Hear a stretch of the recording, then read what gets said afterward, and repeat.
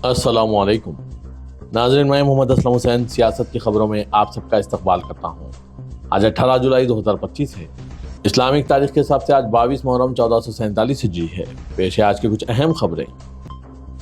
रियासत बिहार में voter list नजरसानी पर उठ रहे सवालात हर गुजरते दिन के साथ संगीन नकवियत इख्तियार करते जा रहे हैं। ये इल्जाम तकवियत हासिल कर रहा है कि नजरसानी के नाम पर अंधेर नगरी चौपट राज जैसी सूरत-ए-हाल पैदा हो गई है। मारूफ सहाफ़ी अजीत अंजुम की चश्मकशा रिपोर्टिंग के बाद एक बीएलओ के तवस्सुत से इनके खिलाफ एफआईआर तो दर्ज करा दी गई, मगर जो सवालात उठे हैं इनके जवाब गायब है।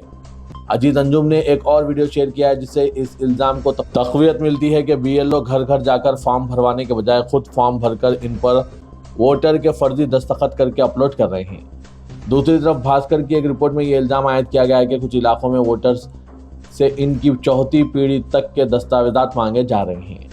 गुज़िश्ता रोज सहाफ़ी अजीत अंजुम के जरिए अपलोड किए गए एक वीडियो में कई बीएलओ खुद फॉर्म भरते और खुद वोटर्स के दस्तखत करते हुए वीडियो में कैद हो गए। अजीत अंजुम ने बीएलओ से ये सवाल करते भी नजर आए कि आप खुद ही दस्तखत कर रहे हैं और इन्हें इसका जवाब कैसे मिलता है। हालांकि इलेक्शन कमीशन की पटना इकाई ने फैक्ट चेक के नाम पर इस वीडियो में किए गए दावे को गलत करार दिया है। ताहम वीडियो में वाज़ेह तौर पर नजर आ रहा है कि बीएलओ फॉर्म पर दस्तखत कर रहे हैं।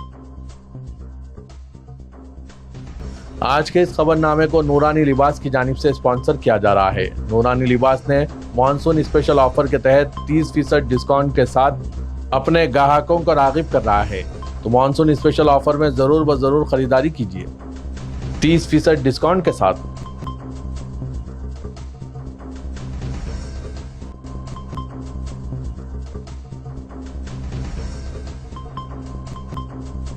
बिहार में असेंबली इंतखाबात से कबल पेंशन की रकम में गैर मामूली इजाफा और अगले 5 सालों में 1 करोड़ नौकरी और रोजगार फराहम करने के हदफ को मंजूरी देने के बाद अब वज़ीर आला नीतीश कुमार ने घरेलू सारिफिन के लिए माहाना 125 यूनिट मुफ्त बिजली देने का ऐलान किया है।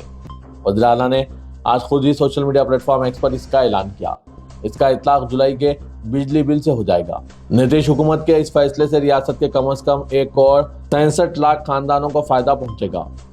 नीतीश की क़यादत में जेडीयू और बीजेपी इत्तेहाद को उम्मीद है कि इससे इन्हें असेंबली इलेक्शन में वोटों का फायदा होगा। दूसरी तरफ नीतीश सरकार के इस फैसले के लिए अपोजिशन ने अपनी पीठ थपथपाई है। वाज़ेह है कि यह तेजस्वी यादव का इंतखाबी वादा था जिसे नीतीश हुकूमत ने इलेक्शन से पहले ही नाफिज कर दिया।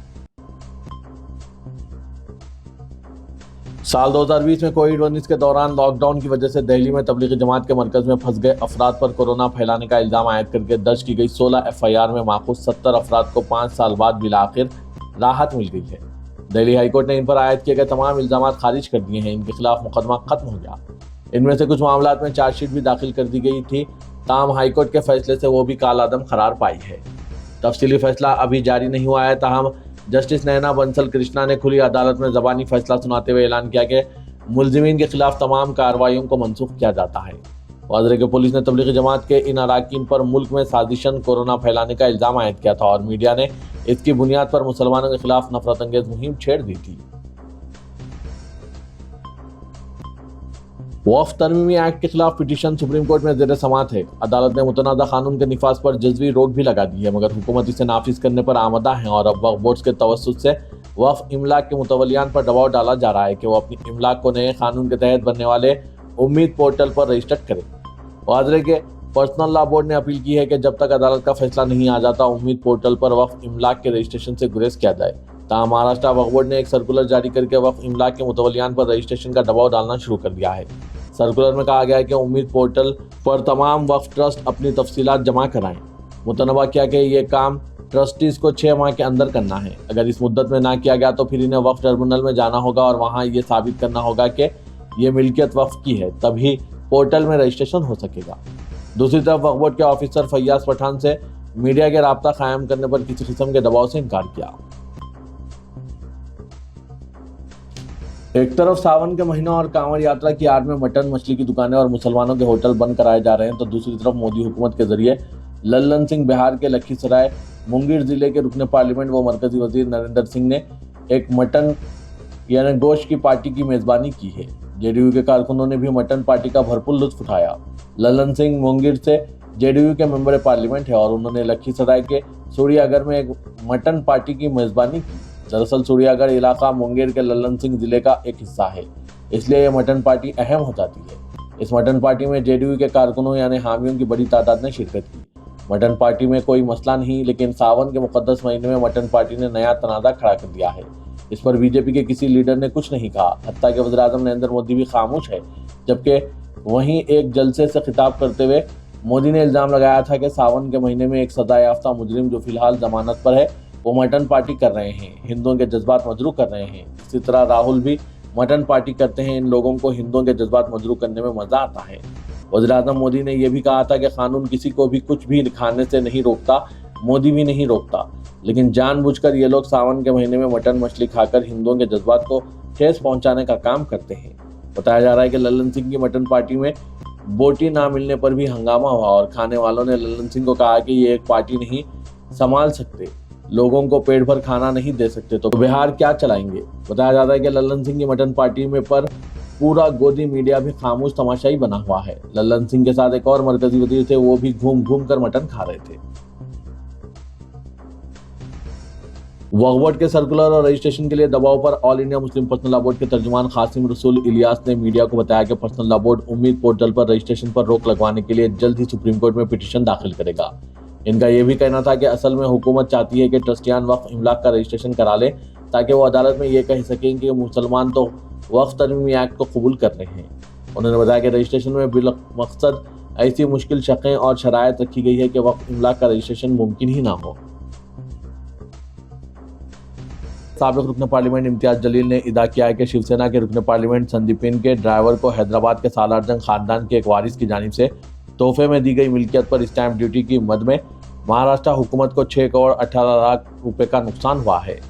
इम्तियाज जलील ने किसी का नाम लिए बगैर कहा कि एक वजीर ने ओहदेदारों पर जमीन की मिल्कियत के दस्तावेज में नाम तब्दील करने के लिए ओहदेदारों पर दबाव डाला।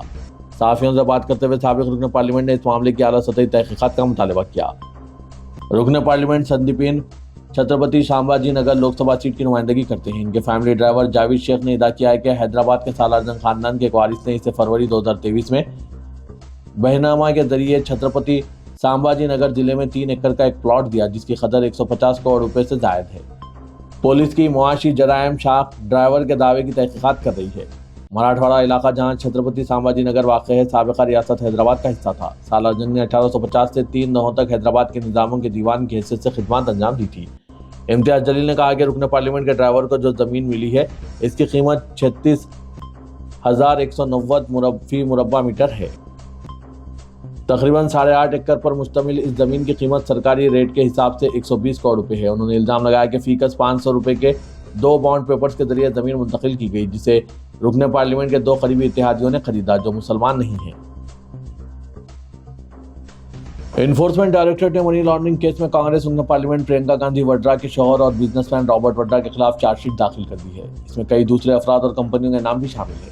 मालूमात के मुताबिक ईडी ने शिकवापुर जमीन सौदे के मामले में रॉबर्ट वड्रा के खिलाफ जमीनी इस्तकाजा की शिकायत दर्ज कराई है। ये केस सितंबर 2018 का है जब सोनिया गांधी के दामाद रॉबर्ट वड्रा हरियाणा के उस वक्त के वज़ीर आला Bhupendra Singh Hooda real estate company DLF और एक प्रॉपर्टी डीलर के खिलाफ FIR दर्ज की गई थी। FIR में बदउनवानी, जालसाजी और धोखाधड़ी समेत दीगर इल्जाम आयद किए गए हैं। तेलंगाना के वज़ीर आला रेवंत रेड्डी ने कहा है कि KCR खानदान में क़यादत के मसले पर जंग जारी है। उन्होंने सवाल किया कि KCR कायद अपोजिशन के ओहदे पर KTR को फायज करने के लिए तैयार क्यों नहीं है। नई दिल्ली में मीडिया से गैर रस्मी बातचीत करते हुए वज़ीर आला ने KCR खानदान को सख्त तनकीद का निशाना बनाया। उन्होंने कहा कि रुकन कौंसल कविता को खुद इनके खानदान में अहमियत नहीं दी जा रही है। KTR अपनी बहन कविता की क़यादत को तस्लीम करने के लिए तैयार नहीं है। उन्होंने रिमार्क्स किया कि KTR BRS के वर्किंग प्रेसिडेंट है या स्लीपिंग प्रेसिडेंट है वो नहीं जानते। चीफ मिनिस्टर ने कहा कि इन्हें शख्सी तौर पर किसी से दुश्मनी या इख्तिलाफ नहीं है। KCR मेरे लिए सियासी हरीफ के अलावा कुछ नहीं। तेलंगाना रियासत के लिए KCR ने जितना नुकसान करना था कर दिया। 2004 से 2014 तक 700 TMC पानी गैर कानूनी तौर पर रायलसीमा मुंतकिल किया गया। KCR ने पानी के मसले पर रियासत के साथ जो नाइंसाफी की है इसे किसान कभी माफ़ नहीं करेंगे। वज़ीर आला ने KTR के अतराफ ड्रग्स गैंग की मौजूदगी का संगीन इल्ज़ाम आयद करते हुए कहा कि इनके अतराफ मौजूद लोग ड्रग्स का इस्तेमाल करते हैं, लिहाजा इनकी बातों को अहमियत देने की जरूरत नहीं है।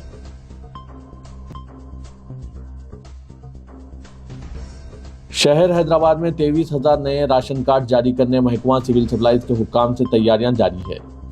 अभी तक दरख्वास्तों की जांच और घर घर पहुंचकर दरख्वास्तों का जायजा लिया गया। सिविल सप्लाईज के ऑफिसर श्रीनिवास ने बताया कि दरख्वास्तों का बारीक बीनी से जायजा लिया जा रहा है। दरख्वास्तों की मुकम्मल शफाफियत से जांच की गई, जिसके बाद 23,000 अफराद नए राशन कार्ड के लिए अहल पाए गए। इन्हें जल्द नए राशन कार्ड जारी किए जाएंगे। मौजूदा कार्ड्स में 18,000 नामों के इंदराज का अमल मुकम्मल हो गया। इन तमाम को नए राशन कार्ड जारी करने हुकूमत से आइंदा 3 या 4 दिन में रहनुमा खतूत जारी किए जाएंगे। रियासत तेलंगाना में RSS कदम जमाने जारिया साल अक्टूबर से कबल 4,000 शाखाओं के क़याम पर काम कर रही है। RSS से दही व शहरी इलाकों में गुज़श्ता एक साल में 392 नई शाखाओं का क़याम अमल में लाया जा चुका है। संघ ने सदी तकारीब से कबल तेलंगाना में 4,000 शाखाओं के क़याम का निशाना मुकर्रर किया था और इनके लिए अवाम के दरमियान पहुँचते हुए इन्हें तंजीम में शामिल करवाया जाने लगा है। RSS क़याम के 100 साल मुकम्मल करने के साथ मुल्क भर में मुख्तलिफ प्रोग्राम्स का ऐलान कर चुकी है और तेलंगाना में RSS सरगर्मियों में इजाफा हुआ है। ज़राए के मुताबिक तेलंगाना में RSS के इस्तेकाम के लिए सेमिनार व सिम्पोजियम के अलावा हफ्तावारी इजलास मुनक़िद करके मेहाती तंजीमों को मुतहरिक किया जाने लगा है। ज़राए के मुताबिक सदी तकारीब से कल तेलंगाना में नई शाखाओं के अलावा नौजवानों को तंजीम से जोड़कर RSS नज़रियात के फ़रोग़ के लिए आमादा करने की कोशिश है। तेलंगाना के वज़ीर आला रेवंत रेड्डी ने बीजेपी कायदीन को चैलेंज किया कि वो तेलंगाना में मुस्लिम तहफ़्फ़ुज़ात की मुखालिफत करने से पहले गुजरात, उत्तर प्रदेश और महाराष्ट्र में मुस्लिम तहफ़्फ़ुज़ात को ख़त्म करके दिखाएं। नई दिल्ली में मीडिया से गैर रस्मी बातचीत करते हुए वज़ीर आला ने 42% BC तहफ़्फ़ुज़ात के तहत मुसलमानों को भी शामिल करने की तायीद की और बीजेपी की मुखालिफत को नज़रअंदाज कर दिया। उन्होंने कहा कि तेलंगाना में मजहब की बुनियाद पर तहफ़्फ़ुज़ात फराहम नहीं किए जा रहे हैं। उन्होंने कहा कि समाजी, मुआशी व तालीमी पसमानदगी से मुतालिक तबक़ाती सर्वे रिपोर्ट की बुनियाद पर 42% तहफ़्फ़ुज़ात का फैसला किया गया। उन्होंने कहा कि मुस्लिम तहफ़्फ़ुज़ात की मुखालिफत करने वाले कायदीन बीजेपी ज़ेर इक़्तिदार रियासतों में जारी मुस्लिम तहफ़्फ़ुज़ात को पहले ख़त्म करके दिखाए, बाद में तेलंगाना हुकूमत को मशवरा दे। हुक्मरान जमात कांग्रेस ने असेंबली हल्के जुबली हिल्स के ज़मनी इंतखाब के लिए अमलन तैयारियों का आगाज़ कर दिया है। इस हल्के में अक़लियतों बिलखुसूस मुसलमानों का फैसला कुन मौक़िफ़ है। कांग्रेस मुसलमानों की तायीद हासिल करने हर मुमकिन कोशिश कर रही है। तेलंगाना कांग्रेस अक़लियत डिपार्टमेंट के रियासती सदर का ओहदा तकरीबन 2 साल से खाली है।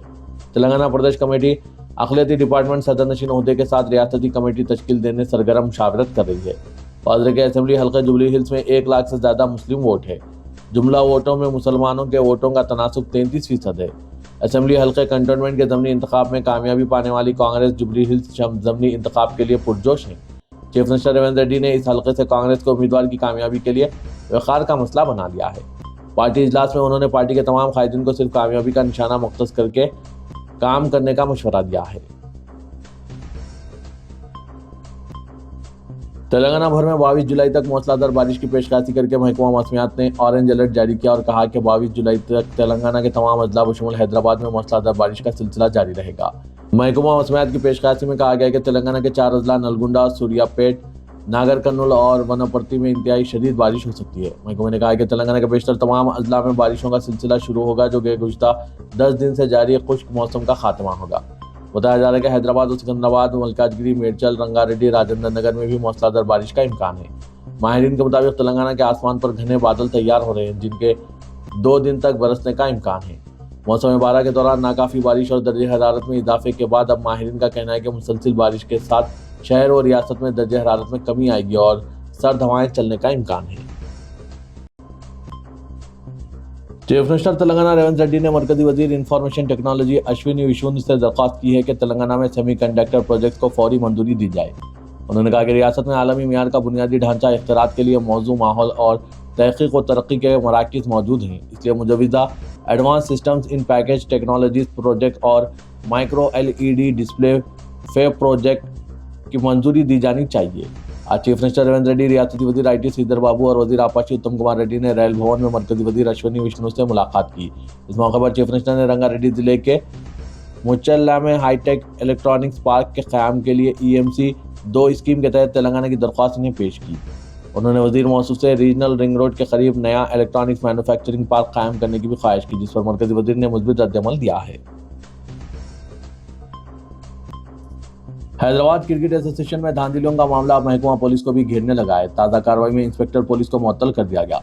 उप्पल police station house officer Reddy पर इल्जाम है कि उन्होंने गैर जरूरी इस मामले में दिलचस्पी दिखाते हुए शख्सी तौर पर इक़दाम किया। उप्पल SHO पर आए इल्जाम का जायजा लेने के बाद कमिश्नर पुलिस रच्चाकुंडा सुधीर बाबू ने फौरी इक़दाम करते हुए रेड्डी को फौरी खिदमत से हटा दिया। हैदराबाद क्रिकेट एसोसिएशन में बड़े पैमाने पर रकमी धांधलियों का वाक़या मंजर आम पर आने के बाद सीआईडी ने कार्रवाई का आगाज किया और सदर नशीन हैदराबाद क्रिकेट एसोसिएशन जगमोहन राव के अलावा सेक्रेटरी एचसीए देवराज, खादिम जगन्नाथ श्रीनिवास राव, राजेंद्र यादव, सीईओ सुनील कुमार और दीगर कुल 6 अफराद पर मुकदमा दर्ज कर लिया है। इस मामले में देवराज के अलावा दीगर तमाम को सीआईडी ने गिरफ्तार कर लिया है।